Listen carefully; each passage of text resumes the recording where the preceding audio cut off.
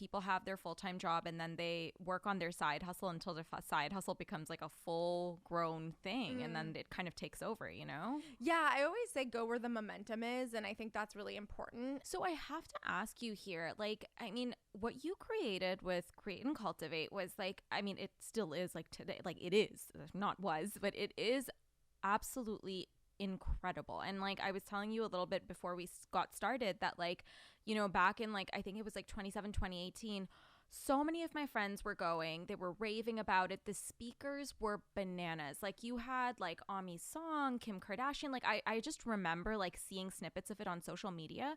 So how did you even get there, you know? Because obviously, you know, we see this really successful entrepreneur and it's like it's very easy to say, oh my god, like, you know, she's really made it, but how did you even get those people to agree to it? How did you build the buzz? Like, kind of take me through that time. Yeah, I mean, it was definitely a slow burn. It wasn't like overnight we just started getting amazing speakers. You know, I reached out to a lot of people through cold emails. And then basically what kind of happened was we started to get a good reputation. We started with like large scale influencers and entrepreneurs and things like that. Like Emily Weiss spoke, I think, when Glossier had launched maybe a year earlier, right? So we had Emily, we had connections with Julianne Hough. Like we kind of built this company based off my personal relationships at first. And then essentially what started to happen was we realized the value of our audience and that we could really kind of create a true value prop for the person who was coming to speak. So the way we approached it was, you know, through providing a really comprehensive package to talent. And again, starting small, and like I think some of our first speakers that I was really excited about was like Garance Doré and things like that.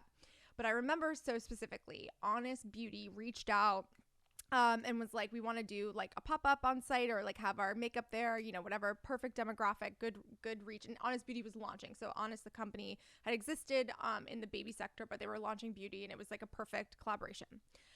So chatting with them, going through all this, you know, sponsorship details, and then they were like, what if Jessica wanted to speak? Would that be okay? And we would were that like, be okay? Yes, that would be think about that would whether be it's okay. actually totally fine. Full panic, like so excited. And then basically Jessica was like, oh my god, you know who else should speak is my friend Rachel Zoe. So I was like, amazing. So, and I had worked with Rachel Zoe previously at my old company, just like through some deals that we had done. And so she kind of knew who I was.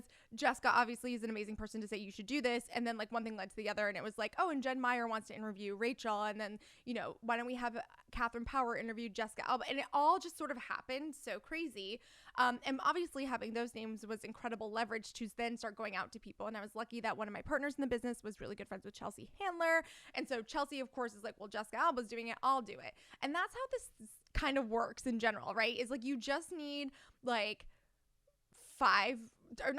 two people to co-sign on your business or your idea, right? And that's really what happened. And then after that, we were lucky that we had this established speaker base, but also we delivered, right? Like they didn't come and were like, this is a crappy, weird experience. Like I showed up and my thing didn't look good, or like the audience was weird. No, they showed up and it was like high energy, beautiful, amazing experience that we like promised them, you know, really gave them that full package that they also wanted, because they're giving up their time, you know, in exchange for this. So obviously there's a trade there. And then afterwards they get to tell all of their friends, right? So another good example of that is we had Catherine Power and Hillary Kerr speak at our Dallas event. They were keynotes, and they were like, oh, we want Sophia Rossi, who at the time was the co-founder of Hello Giggles, to interview us. Great, cool, that sounds great. Sophia had an amazing time, came back to me and was like, you know, my friend Nicole Richie should do this. And like, genuinely, that's how it happened. And then obviously parallel path to all this momentum was the women entrepreneurship movement, and obviously more and more high caliber talent getting into the entrepreneurship game, which obviously makes our lives a lot easier. If you enjoyed this video, make sure to like and subscribe for more Dear Media content.